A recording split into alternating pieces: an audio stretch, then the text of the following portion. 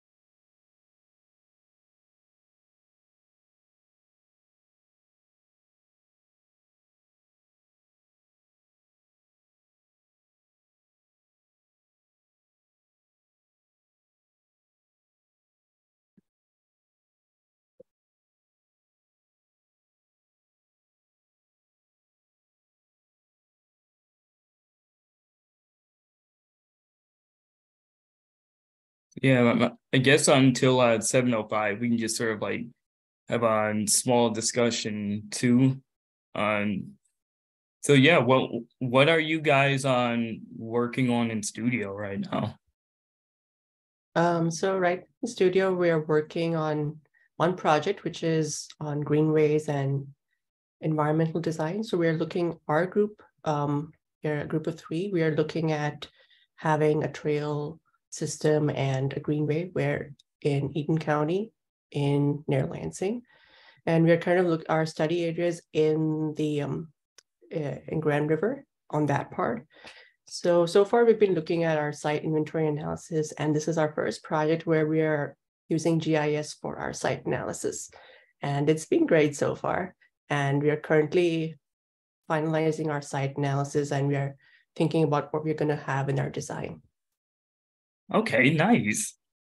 Yeah, that sounds good. That it almost puts me in the mind of either the Joe Louis Greenway or like the what's called the border to border here in Ann Arbor, which is basically like a trail system that runs throughout the entire city. Yeah, it's meant for both walking and biking, and it pretty much like links a lot of the parks together. And so yeah, but it sounds like a great project. Mhm. I guess like on in terms of what we're working on now. So third year on studio is kind of an odd one, especially third year, second semester. And so it was sort of on or it's half a semester. I'll put it that way. So it's half a semester, and then the rest of our semester is sort of put towards our master's projects, which like that's wrapping up at the moment for me. But my yeah, I haven't really worked on my studio project that much, but mine was really focused on what's called safe lots. So basically addressing vehicular homelessness in cities through the repurposing of otherwise underutilized parking lots. So yeah, like basically mine is a partnership with existing organizations and existing like private owners of lots. It's sort of like, we would put a gate around it and then allow people to utilize those spaces on, after dark or like within a specific time span so that they have a place to stay and they're not, subject to, um, I guess being arrested or things like that for sleeping, on the streets and whatnot. Um, and yeah, now that we've reached 7:05, I guess we can go ahead and get started. So yeah, hello everyone. My name is Joseph Powell. I'm a third year landscape architecture student at the University of Michigan. Um, and yeah, I will be your host for today's Diverse Perspectives webinar series. Um, and yeah, now I would like to introduce our speaker for tonight on Anhad on Viswanath. yeah, Viswanath. Sorry.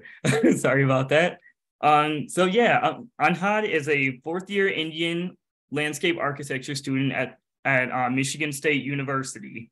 Born in New Delhi, his experiences here as well as in The Hague in the Netherlands gave him early exposure to resilient landscape architecture on design practices on and the relationships between plants and structures in the built environment. Both of these concepts, alongside other travels, have had a great influence on his understanding of urban landscapes and helped him to discover his passion in landscape architecture. As a student, he has had the opportunity to intern with the WJ on Beale Botanical Gardens on campus, as well as the Brothers Outdoor World in Jackson, Michigan, and is currently involved with both the Michigan chapter of ASLA as well as the larger national ASLA. As a rising landscape architect, Anhad seeks to focus on designing public gardens and parks to introduce more nature into the urban setting. Furthermore, he hopes to design playscapes and outdoor classrooms to encourage more inclusive learning opportunities. And yeah, well, with that, Anhad, you can go ahead when you're ready. Sure. Okay. Is everybody able to share my screen? Is everybody able to see my screen? Awesome. Thank you, everyone, for, first of all, thank you, everyone, for inviting me and giving me the opportunity to host a webinar for the Michigan ASLA Diverse Perspectives Speaker Series. It's my greatest honor to present today, this evening, and present my experiences as a student from another culture studying landscape architecture in the United States. And I'm excited to get going. Beginning with early international exposure to landscape architecture. As a child, I was born and raised in New Delhi, and I was fortunate to spend 7 years of my childhood in the Netherlands. Growing up in the Netherlands exposed me to resilient landscape design through observations of houses built on water and dikes in windmill fields. For instance, the windmill fields were some areas in the Netherlands which I really loved visiting frequently as a child, as along with getting to know and learning more about how the windmills used to function as a renewable source of energy for electricity through wind. They also, and how the residents of how they also used to serve as homes for residents. I was really interested in exploring the dikes, and dikes which were built structures that were used to combat and mitigate rising sea levels, considering the fact that the country is below sea level to a certain extent. And that's one thing which really exposed me to the importance of resilience in this and the environment, considering the natural issues and the climate issues that we face today. As a child, I also spent a lot of time playing in parks. One park I recall till date was one which was very near my house. And I even which also allowed me to develop, to engage with the outdoor settings around me and play as a normal 5-year-old, 6-year-old kid. At the same time, I also got the opportunity to visit tulip fields, which are known, which the Netherlands is well known for. And that helped me build unforgettable memories with outdoor spaces during my time in the Netherlands. When moving back to India when I was 9 years old, I got the opportunity to explore exposure to landscape architecture in my own hometown, New Delhi. One of the ways in which I got exposed were school trips to, for example, Purana Killa, or Old Castle in Hindi, and Red Fort, which are located in Old Delhi. And those are one of the well-known attractions of Delhi. If you get to visit New Delhi anytime in the future, I would highly recommend visiting Red Fort and Purana Killa. And visiting the Purana Killa and Red Fort allowed me to learn more about Mughal history and the Mughal heritage that we have in Delhi. And towards the top left, you can see a picture of another monument near Red Fort. in Old Delhi called Kashmiri Gate, which was an important symbol of a gateway to Kashmir during the British Raj. And these experiences, I even got the opportunity to visit Lodi Gardens and another garden, which also called Rajghat Gardens, which exposed me more to landscape design in my hometown. These trips and school allowed me to observe the relations between built structures and environment from a historical perspective when learning more about the Mughal heritage, culture, and how architecture was an integral part of their way of life. Observing the domes, for instance, and the arcs with its gorgeous pattern designs and the clay artifacts at the excavation site in Purana Killa presented aspects of the way of life for them and the role of gardens like Lodi Gardens to exhibit their majestic lifestyle. On the bottom left, we can see a picture of Zeeland in the Netherlands, not to be mistaken for Zeeland in Michigan. It's Zeeland in Netherlands, towards the southern part of the Netherlands, which is very close to where I used to live, The Hague, or Den Haag in Dutch. And this was one of the places where where I really liked seeing the blue sea and the boats, and saw how the natural environment and the built environment connect and interconnect. So here are some pictures of me during my time in the Netherlands. This was when I was 7 years old with my brother. We went to the tulip fields during spring 2009. And yeah, and this also is a glimpse of how visiting the tulip fields was really one aspect of my experience and how I got exposed to landscape architecture when observing the tulips and their arrangement that exposed me to formal design structures, which I have learned during my design studio classes throughout my time as a student. For example, the differences between formal design and informal design.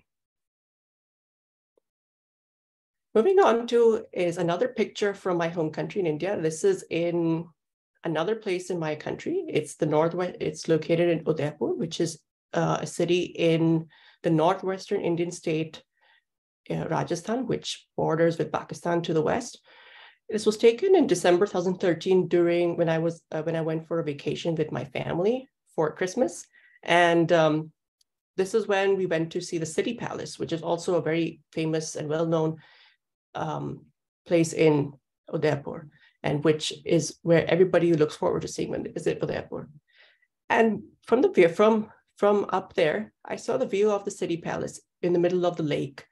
And one thing which captivated my interest was the fact that just like in the Netherlands, we have houses and buildings built on sea. I saw a hotel and resort built on water on a lake, and that was it was so cool to see something so interesting, and how a built structure integrates with the environment. And seeing this was really interesting to see the duality of landscape from two international perspectives early on. Throughout my time as in high school, I started to broaden my interests in architecture from my interests in history and social sciences, and the link between the two as well. But then I wanted to see something related to sustainability, and something which would cater to the environment, considering the ongoing issue of climate change today and other issues that our cities face today, which is where I came across landscape architecture, which would allow me to bring in that ecological component to my career field. And here I am as a landscape architecture student. Moving on to landscape architecture here in the United States. Here are some initial impressions I had when I just moved here almost 4 years ago. For example, firstly, studying at Michigan State University exposed me to a sustainable working and living environment, considering how sustainable our campus is with so many sustainable and green practices, and which also stems our campus culture, starting especially with our slogan, Go Green.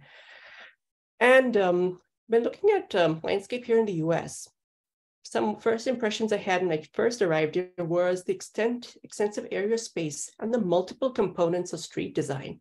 For instance, the parking lots here are a lot more larger than in my home country and in the Netherlands. And an outdoor urban space extends in the parking lot, sidewalk, and in the road. And I recall during my junior year, I learned a bit more about street design, where we had the three components of a shrub island, sidewalks, road, and curbs, and it allowed me to see how different landscape architecture is here in terms of in the form of urban design. I even got the opportunity to visit a couple of places in the United States during my freshman year, for instance, Delaware, which was during my Thanksgiving break when I went to my aunt's house. We went to a beach house gated community in Delaware where I got the exposure to golf course design and seeing some of the water features over there was something which captivated my interest. For instance, the fountains were really aesthetically pleasing for me, and that's something which I'd never seen anywhere else in the world before. And in San Francisco, I also got to experience urban design in the U.S. Be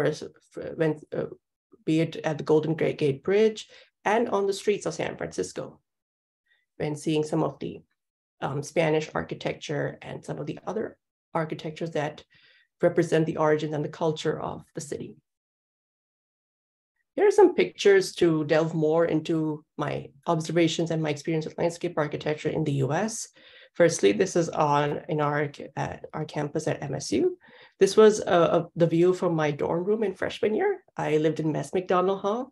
And one of the things my first impression was that it was pretty, but at the same time, the sidewalks as well. The fact that we have concrete slabs of square rectangular shapes, which are common here in the US.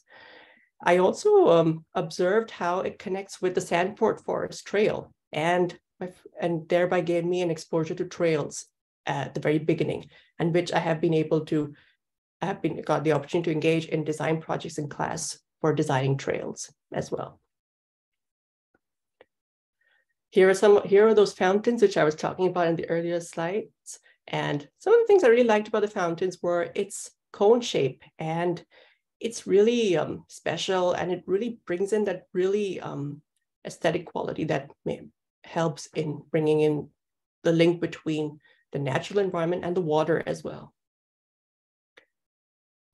And here is a street in San Francisco when walking down during a normal day sightseeing, I got to see so many, the bustling city and the transportation, and also seeing the connectivity through transportation as well. For example, seeing the tram tracks as well. It allowed me to see how connectivity is in landscape architecture here, and which is similar to how it was in the Netherlands. In India, we do have as well, for example, in the city, northeastern city of Kolkata in West Bengal, we have trams, but in other parts of the country, we don't usually have trams. And that's something we could have in the future. But nevertheless, I saw that connection with the Netherlands and other parts of Europe I've been to, where we have these other forms of transportation to connect places and to make it more accessible for users of all abilities to navigate across the city. Moving on to exploring landscape architecture in the United States through student projects. So these will include projects which I worked on in class and one project which I worked on when I worked on campus. Starting with a project which I worked on campus was a campus meditation map as a Beale Scholar. I worked at Beale Botanical Garden, as Joseph mentioned in my introduction, on campus, which was my first intern position on campus. And during that time, to give a brief overview of the project goals and the project itself, through this project, I wanted to design a meditation map to help spread awareness and encourage the practice of meditation on campus as a part of a healthier lifestyle. And through this, I got the opportunity to explore different outdoor spaces on campus. For example, the Benefactors Plaza, as you can see towards the right, and MSU Radiology Garden. These sites were really important in seeing how our landscape is on campus and how they integrate and really interact with one another. Through the project, I wanted to see how their existing natural elements, for example, streams and rocks in the radiology garden, and the built structures like bricks and concrete at the Benefactors Plaza invite and encourage opportunities for meditation on campus and the existing wellness programs we have on campus, hosted by the Health for You department. And so through this project, I really got the opportunity to see how landscape architecture here is so a lot more, and how it's important, how it also exhibits and invites opportunities for different practices outdoors and encourages the practice of certain activities which we traditionally maybe used to do indoors to include an outdoor setting as well. This project is one project I'm really proud of, and this project was the map was recently published on the Peel Botanical website and recently recognized by our weekly newsletter on campus called Inside MSU. Moving on to another project I worked on in class for an independent study class. In this project, I designed a playground for Tyler Elementary School, which is located in the Detroit metropolitan region. And the objectives and purpose of this project was to design a playscape that functions as an outdoor classroom for K-12 primary school students in grades 4 and 5. And the subjects I chose for through the project, I explored the learning objectives of Michigan's K-12 curriculum in the 3 academic subjects: math, science, and social studies. To give an overview of the process, I started with writing a literature review that involved reading and exploring articles, a couple of articles which included wherein I got the perspectives from a social, cultural, economic, and historical context. And excuse me, having that was really an important part of the process because it allowed me to see the perspective of play and learning from those different contexts and see what are some of the factors and concepts that shape the 2 concepts and the duality of the same. And these concepts were, so that was really important in having a base and some background information about play and learning and the differences and similarities between the 2 in integrating and designing and bringing in that outdoor learning aspect in design. I then moved on to the design stage of my project and started with an inventory of existing conditions in the school campus. And then I looked at the lesson plans. I looked at then the site analysis, which involved an analysis of the strengths, weaknesses, opportunities, and threats of the site to understand the functions of the sites a lot more for their strengths and like advantages, disadvantages, and the opportunities that they provide, which would help me see what design elements I could have in my design and how I could tailor my design to meet and address Michigan's K-12 curriculum learning objectives. I then moved on to designing a master plan and then some perspective renderings. And after all that was done, I compiled everything into a lesson plan as seen towards the right of the slide, which would serve as a useful resource for teachers to plan their lessons. Here are some pictures of my site inventory graphics and my SWOT analysis, so which encompassed all my exploration of the existing site elements by looking at their functions and what works well and the differences and similarities in the context of play and education. I then moved into the SWOT analysis where I looked at their strengths, weaknesses, and the opportunities for curriculum in the 3 academic subjects I chose. And that having it organized this way really allowed me to see how I could bring in that effective link with design and to meet those learning objectives as well. And in turn, that allowed me to explore landscape architecture in the US through the case of outdoor learning and seeing how important outdoor learning is here as well. back home in my country, India, outdoor learning is also an important component, as we stress really high on outdoor learning as a part of interpersonal connection, interactions and development, and also having that connection with the outdoors, as children should play and they should explore themselves and be ready to explore their surroundings. And I found that interesting link with the concept of outdoor education here in the US as well, and how that is, through that I discovered my passion for this part of our profession, which I'll be really interested in exploring and specializing in as a future landscape architect. Here is my master plan, and which I designed on Lumion, and it includes a legend of my site elements such as swings, lawn spaces, like lawn space, outdoor projector stand for a map area for learning and geography and the social sciences, and a berm slide and climbing walls to bring in that link with maths and science like physics. And there's my lesson plan. Moving on to some two projects which I worked on, where I gained some inspiration from international designs as well. Starting with a project which I worked on during my junior year in college, the project asked us to design a northwest wing for our academic building, Human Ecology. And it would include more academics, classrooms, design studios, faculty offices, and many more amenities that students and faculty would really like to have as a part of the working and the learning experience inside and outside too.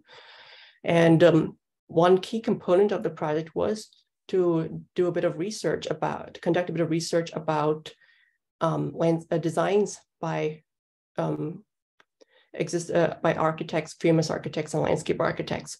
I chose Martha Schwartz and Charles Moore. And I was really interested in their designs, and I was really impressed and really by their designs and their ideas. For instance, I was really interested in exploring the Suwa Square in Abu Dhabi that was designed by Martha Schwartz. And one thing I really liked about this design was the mounds that bring in that elevated earthly texture, and that bring in that really bring in that really nice and in free connection with the built environment, which are represented by these stairs and the sidewalks and the plaza square. And that's one thing I really liked about this design, and something which I was really inspired by. When exploring Charles Moore's work in New Orleans, Louisiana, in Piazza d'Italia, this project was really nice. I was really impressed by the circle design in the plaza square, particularly the texture of the squares, like both the lightish yellow color and the darker grayish color that bring in that target or bullseye kind of texture. And that's one thing I really wanted to bring in that influence of Italian design, which we can see in New Orleans. This was one example where I saw how international design is incorporated in the US as well.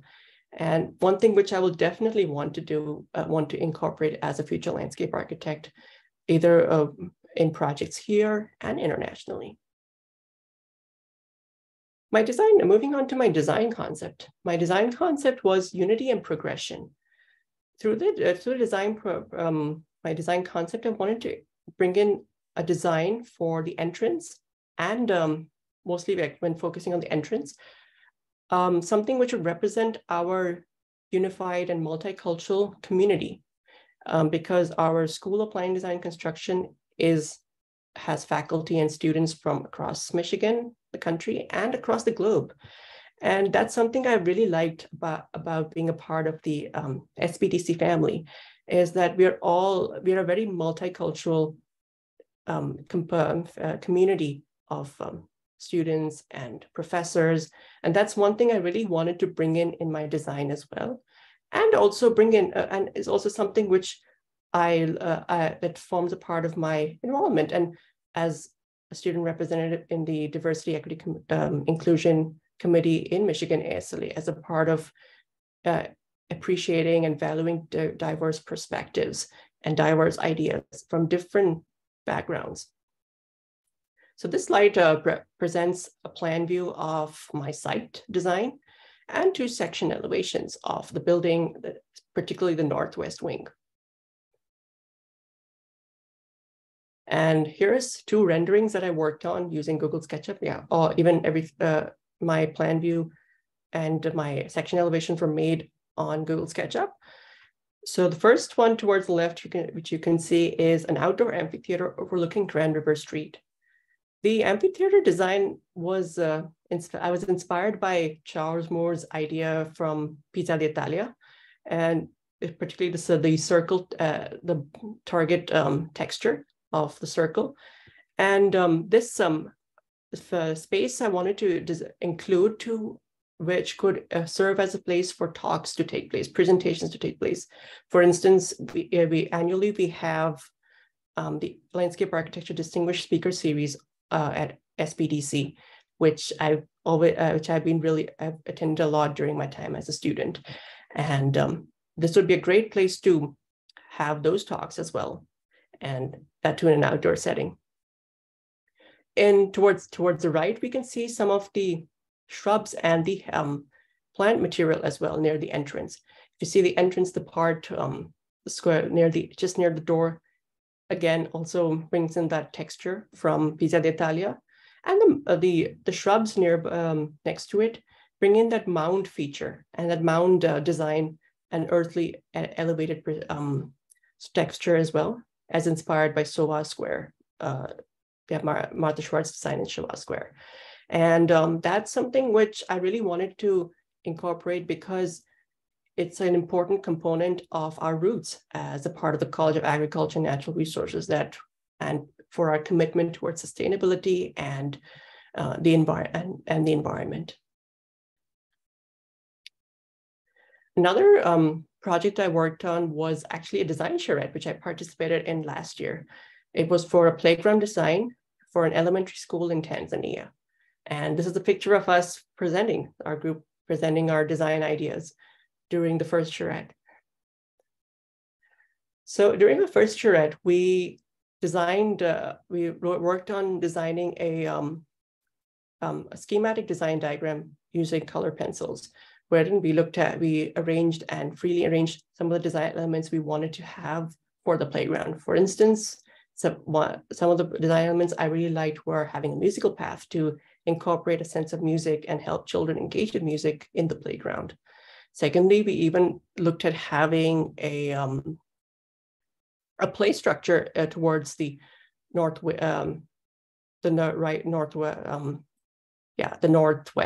part of the playground to incorporate places for children to play and also develop and it could include structures like climbing structures, slides, and many more playground structures. And lastly, we also included a focal point, which was the animal shelter.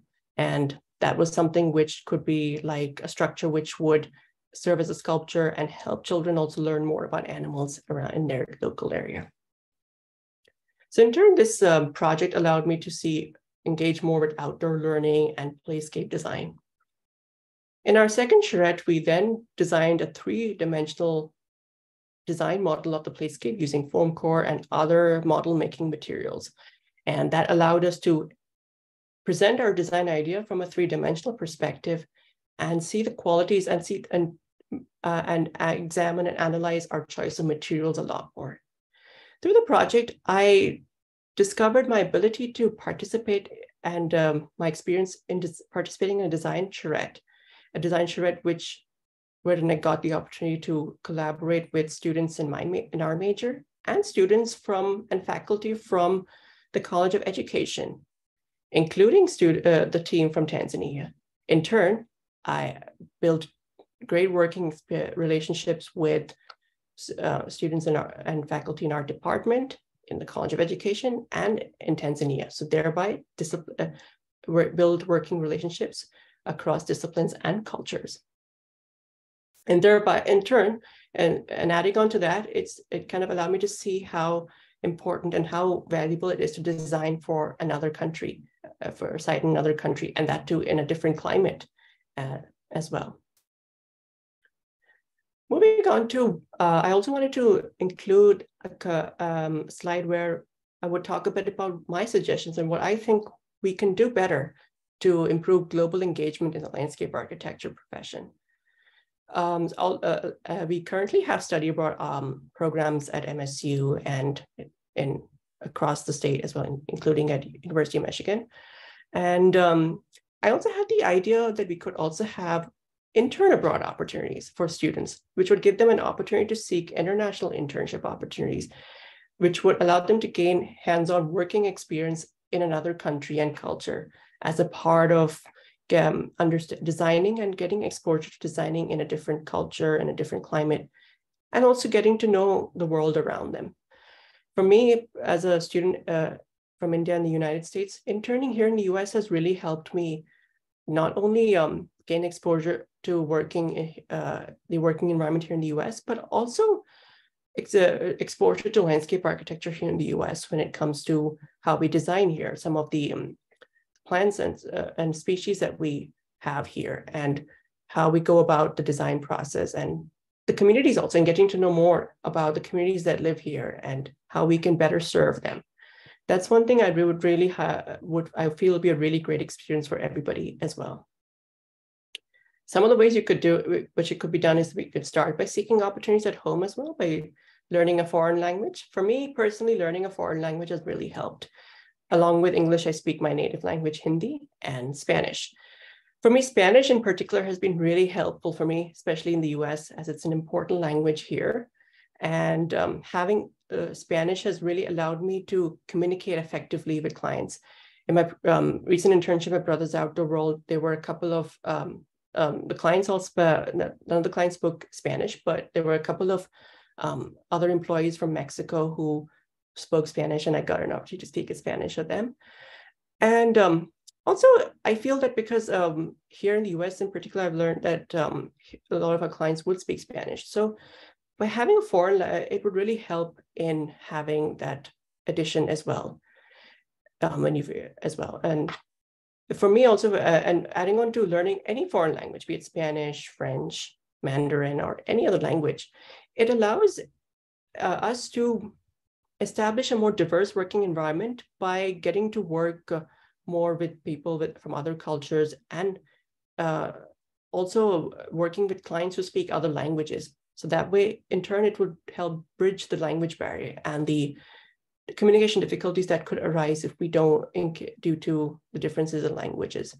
And that's one thing which would be a great addition to add as well.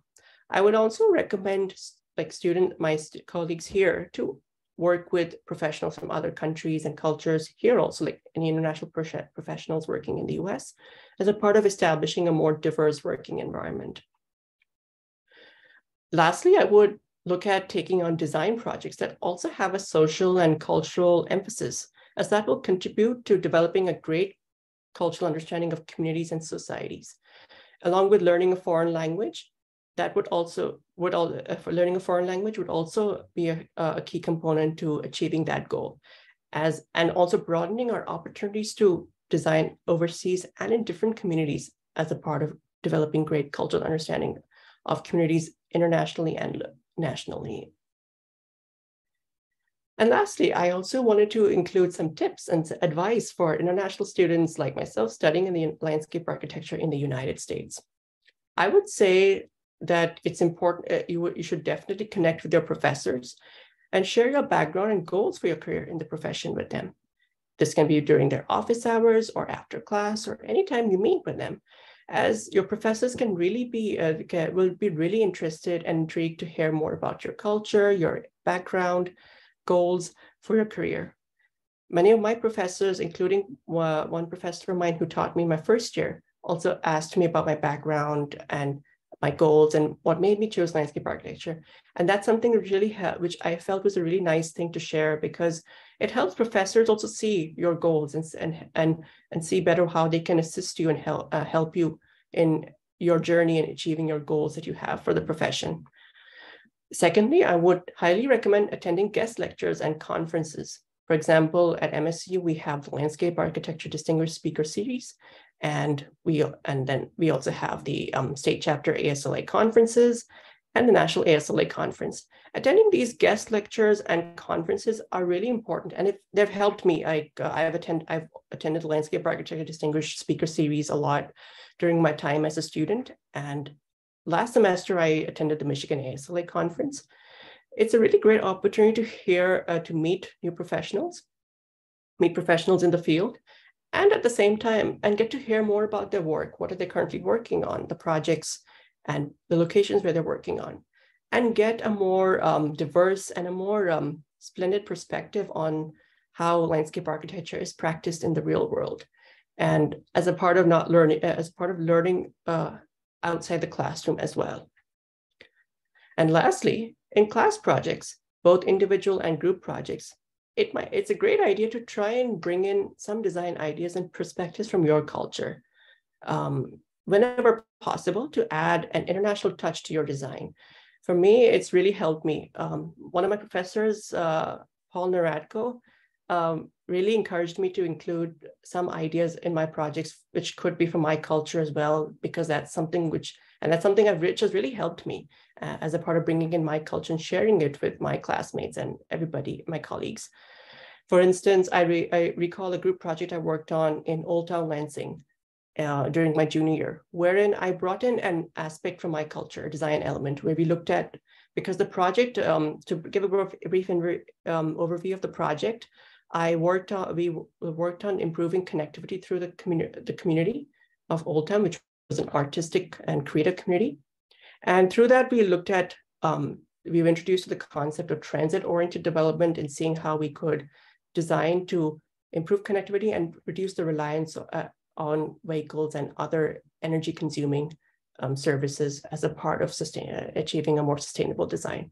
One of the components was with a railway station, which to restart the existing and the currently the existing railway track and railway system in Old Town. We included a market, an outdoor market design idea, which from my country, which is called a bazaar, and it was inspired. I was inspired by some of the bazaars which we see in Mumbai, just outside the train stations, and that was something which I really liked incorporating in our design as a part of bringing that international perspective, and something which would also provide exposure to our community, to the residents of Old Town as well, as a part of being an artistic community and enhancing the creativity of the community, the design of the city, the town. Okay, so this is all I have for today. I'm open to any questions and discussions. Feel free to share any. Yeah, thank you so much, Anhad, for your presentation. It was great. And yeah, like Anhad was saying, we'll now open up for questions and discussion. So I'll go ahead and open up the Q&A portion. And yeah, if anybody has any questions, please feel free to put those in the chat, as well as feel free to unmute and ask the question yourself if you want to. Yeah.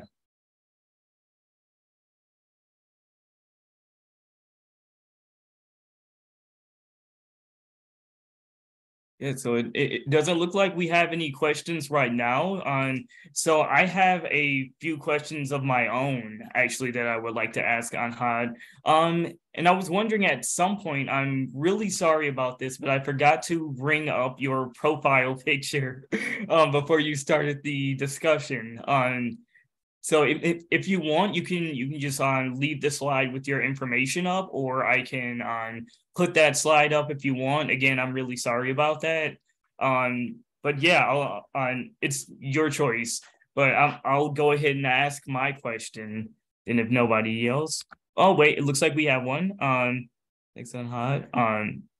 So we have one from Katie Fry. Thanks, Anhad, for sharing. Thank you. Thanks for sharing, Anhad. I'm sorry. What was most rewarding and challenging from running a charrette workshop?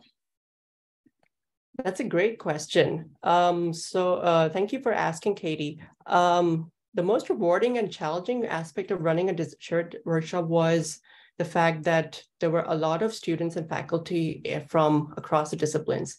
In the beginning, it was a bit, I was a bit nervous about how I'll be able to collaborate effectively with everybody and get to know everybody, as we had to work together and to come up with designs for the playground. There were some students and faculty who I met for the very first time, and it was a little it was a bit hard in the beginning. But as we went through the process, I started to feel very comfortable, and it seemed like it was just like how we collaborate in group projects in class. And that's something I really started to see the benefits of collaborating across disciplines. And that was one. And when it comes to what was the most rewarding from running a charrette workshop, the most rewarding part was designing for a real site and a real client. And that's something which will really help me as a part in my goals as a future landscape architect, as I would get in terms of designing for sites, real sites, not only here, but in other countries as well, including Tanzania. In terms of also what was rewarding, I was also really happy and really fortunate to take on the opportunity to design for Tanzania and for a playground that would benefit so many elementary school students in Tanzania and can allow them to learn, to get a better education through play and learning and engage more with the surroundings as a part of more hands-on learning.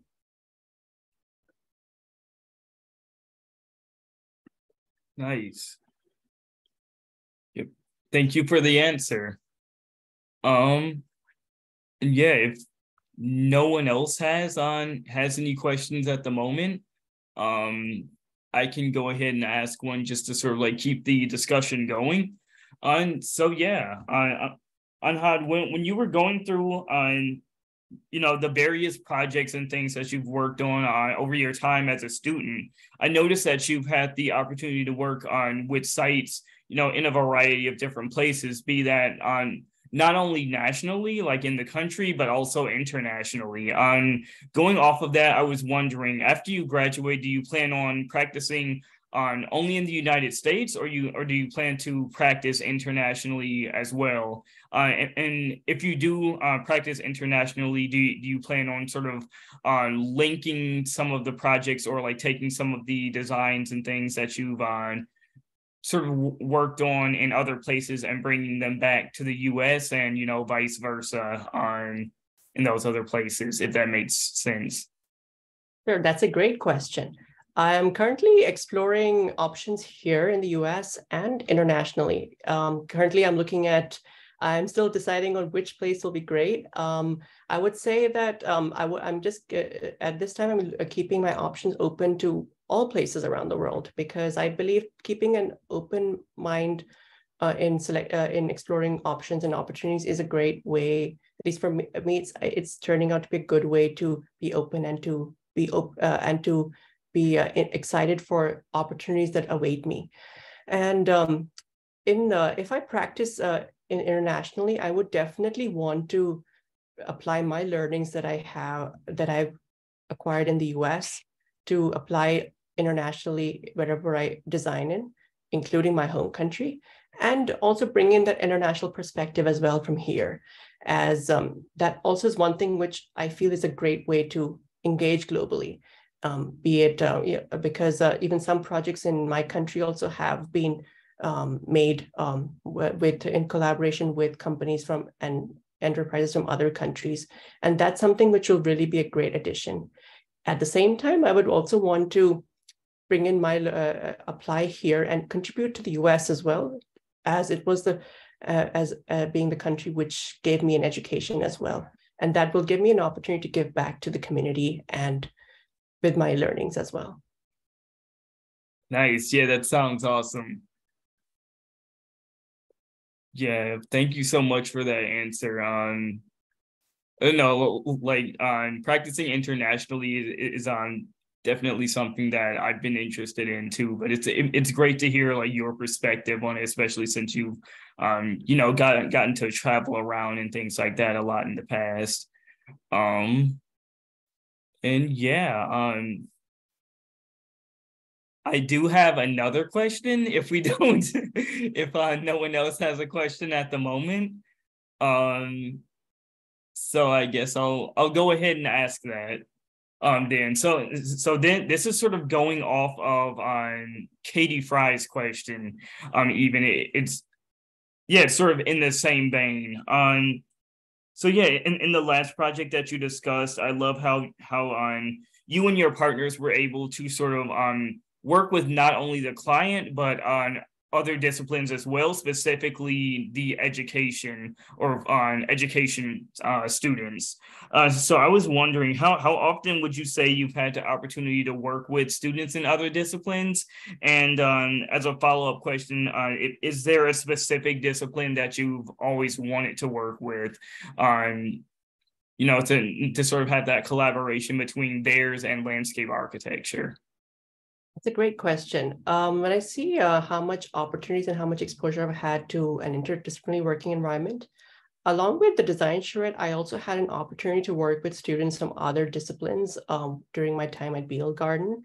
When I worked on the meditation map project, I got to collaborate with students from the forestry majors and other majors like plant biology, which allowed me to see and recognize the values of collaborating interdisciplinary environments and bringing in that diverse amount of perspectives to the table.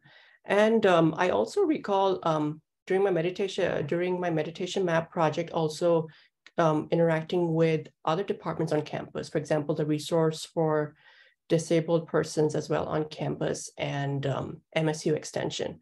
So that allowed me to see how also collaborating and getting the perspectives from other departments also contributed to enriching the process of the project and and the outcome as well.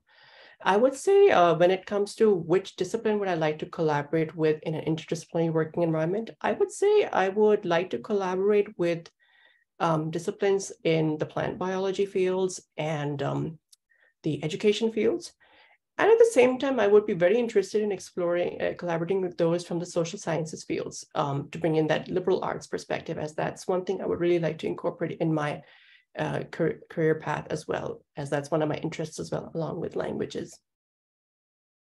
Nice. Yeah, that sounds really cool. Thank you so much for the answer. But yeah, does anyone else have a question? I guess we can wait a couple more minutes, maybe until like on 7:55 or 7:56 or something along those lines. Then yeah, if we don't have any more questions, we can probably call it there.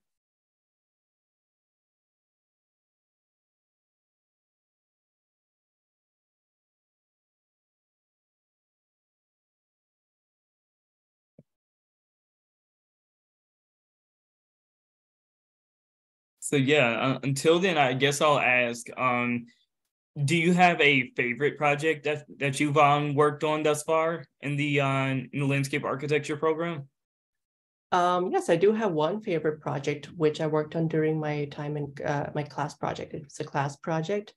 I would say it's one project I worked on recently for my design studio this semester. It was an ecological design for Ingham County Conservation District in West Dexter Trail in Mason, which is 25 minutes drive from campus. And that project really allowed me to see the importance of environmental design and ecological restoration in a conservation district nearby. And in my design, I designed a rain garden, which was near the creek. And through that design, I really wanted to see how I really got the opportunity to explore more about the design of a rain garden in terms of how it helps in dealing with flooding issues, which especially in the site that we had, one of the creeks flowing through the site is called the Mud Creek, was a potential flood hazard. And that was that was one solid rationale for me to place the rain garden near the creek. That allowed me to also explore the plant materials as well, including asters and black eye Susans, and incorporate all the native plants and species as well in my rain garden. Being a LEED Green Associate, it really who is really committed to sustainable design. I really got the opportunity to bring in that aspect into this project in looking at native plants and species and looking at how water can be drained more effectively and conserving energy. Okay, nice. Yeah, that sounds cool. Thank you so much for sharing. Yeah, and with that, last call for questions. But if there are no more, thank you again, Anhad, for your presentation and speaking with us at the DEI Diverse Perspectives on webinar series tonight. And yeah, I hope you and everyone who joined us tonight has a very good night. Thank you so much.